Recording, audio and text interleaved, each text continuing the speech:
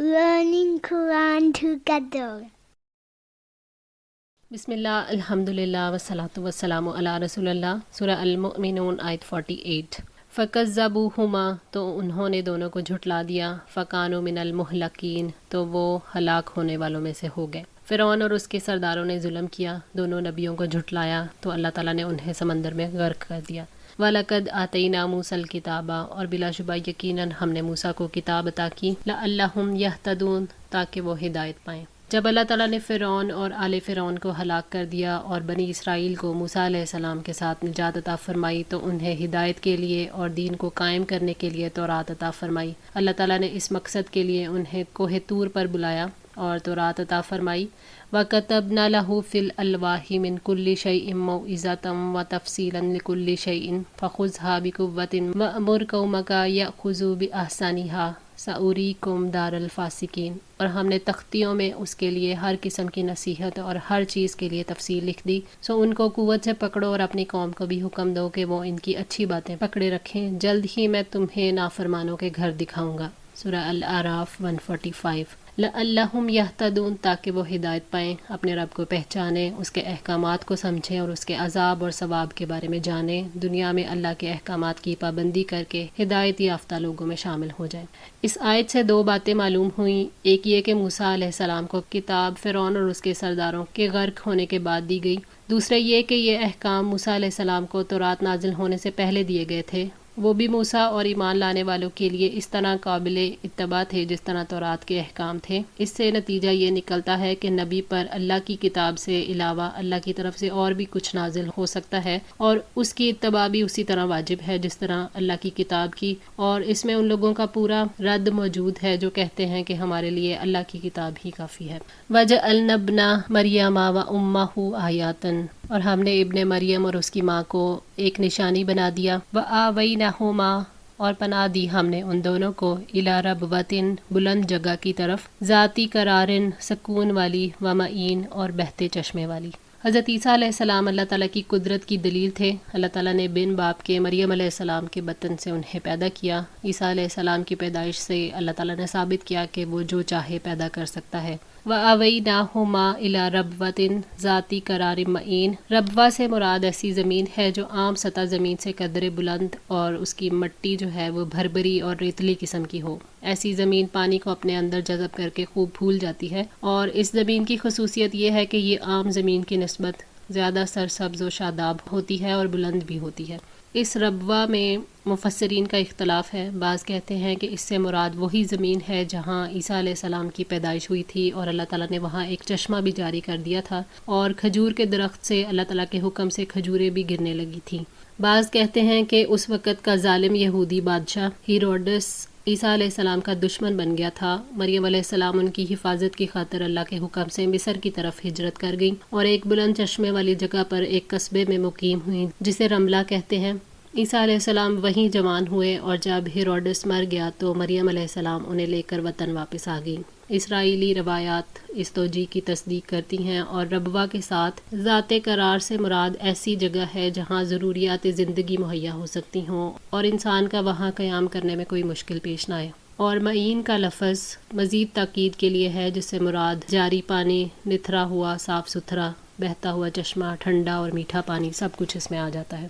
فرمایا فناداها من تحتها اللہ تحزنی قد جعل ربک تحتک سریا وہزی الیک بجذع النخلۃ تساقط علیک رطبا جنیا، پھر مریم کو فرشتے نے اس کے نیچے سے آواز دی کہ غم نہ کرو، یقیناً تیرے رب نے تیرے نیچے سے ایک چشمہ جاری کر دیا اور تم کھجور کے تنے کو اپنی طرف ہلاؤ، تمہارے اوپر تر و تازہ پکی ہوئی کھجوریں گرائے گا۔ سورہ مریم 24-25۔ یا ایھا الرسول، اے رسولو، کلوا من الطیبات، پاک چیزوں میں سے کھاؤ، وَاعْمَلُوا صَالِحًا، اور نیک کام کرو، انی بما تعملون علیم، اور جو کچھ تم عمل کرتے ہو یقیناً میں اسے خوب جاننے والا ہوں۔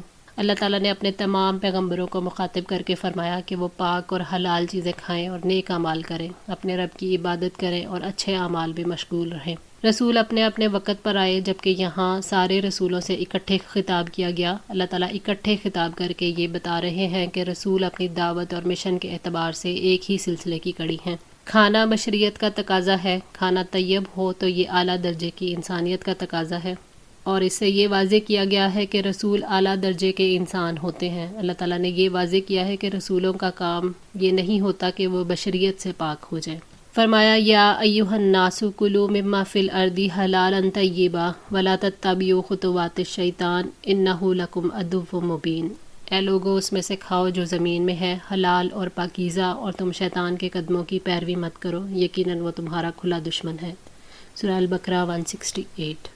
حلال کھانا دعا اور عبادت کی قبولیت کی دلیل ہے۔ سارے پیغمبر محنت کر کے حلال روزی کمانے اور کھانے کا انتظام کرتے رہے۔ حضرت ابو ہریرہ رضی اللہ تعالیٰ عنہ سے روایت ہے کہ نبی صلی اللہ علیہ وآلہ وسلم نے فرمایا، اللہ تعالیٰ نے کوئی نبی ایسا نہیں بھیجا جس نے بکریاں نہ چرائی ہوں۔ اس پر آپ صلی اللہ علیہ وآلہ وسلم کے صحابہ نے پوچھا، کیا آپ نے بھی بکریاں چرائی ہیں؟ فرمایا کہ ہاں، کبھی میں بھی مکہ والوں کی بکریاں چند قیرات کی تنخواہ پر چرایا کرتا تھا۔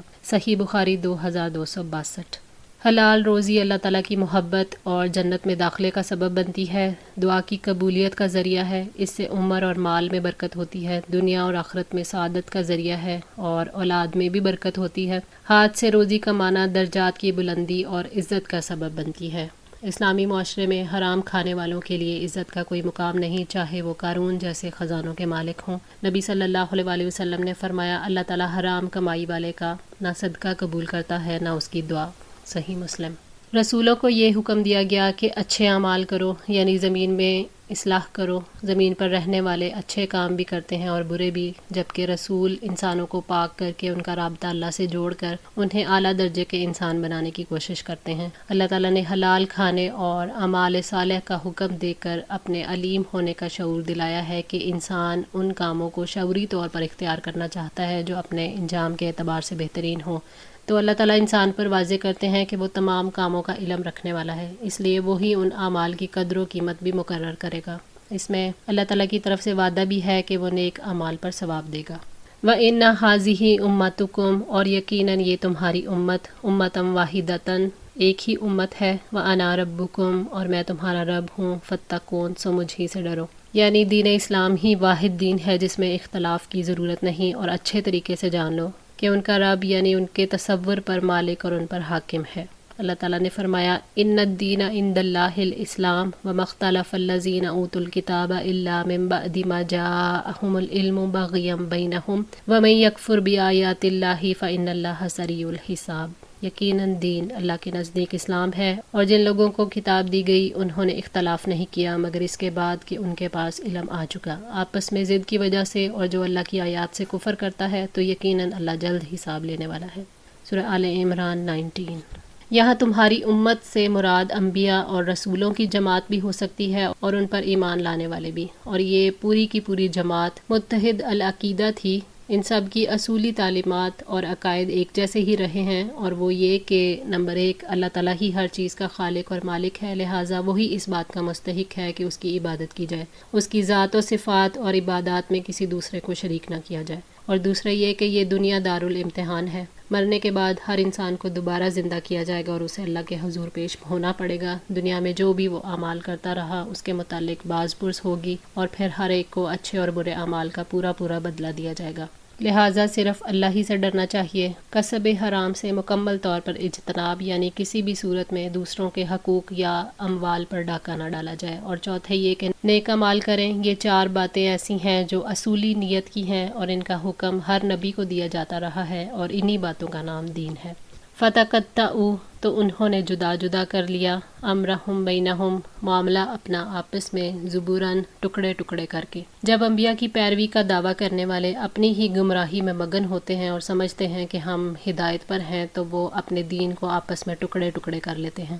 جب دین کی سچی روح نکل جائے تو دین فخر کا ذریعہ پھر بن جاتا ہے۔ اللہ سے بے خوفی کی وجہ سے ہر ایک دین کا کوئی ایسا پہلو لے لیتا ہے جو اس کے لیے باعث فخر ہو، اور اس طرح ایک دین کئی فرقوں میں بٹ جاتا ہے۔ اللہ تعالیٰ نے فرقہ بندی کی منظر کشی کی ہے کہ ہر گروہ اور فرقے کے پاس جتنا علم اور دین ہے وہ اسی پر خوش اور مطمئن ہے اور سمجھتے ہیں کہ وہ حق پر ہیں۔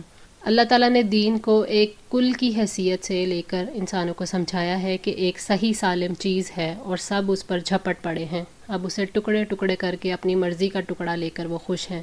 اب دوسرے ٹکڑوں کے بارے میں سوچنا بھی نہیں چاہتے، اس طرح کلی ہدایت سے خود کو محروم کر لیتے ہیں۔ فذرہم تو چھوڑ دیجئے انہیں فی غمراتہم ان کی غفلت میں حتی حین ایک وقت تک۔ غمرہ سے مراد گمراہی، غفلت اور حیرت ہے۔ غفلت میں کچھ مدت پڑا رہنے سے مراد ڈانٹ ڈپٹ کر احساس دلانا ہے، مستقل چھوڑنا نہیں، نصیحت جاری رکھنی ہے۔ یعنی عذاب کے نازل ہونے سے پہلے جب ان پر نصیحت اثر انداز نہیں ہوتی، ڈانٹ ڈپٹ فائدہ نہیں دے سکتی۔ حقیقت یہ ہے کہ نصیحت اس پر اثر انداز نہیں ہوتی جو اپنے آپ کو حق پر پہلے ہی سمجھتا ہو اور دوسروں کو بھی اپنے راستے پر چلانے کی تمنا رکھتا ہو۔ ایحسبون کیا وہ سمجھتے ہیں انما نمدہم کہ ہم انہیں مدد دے رہے ہیں بہ من مال و بنین مال اور بیٹوں کے ساتھ۔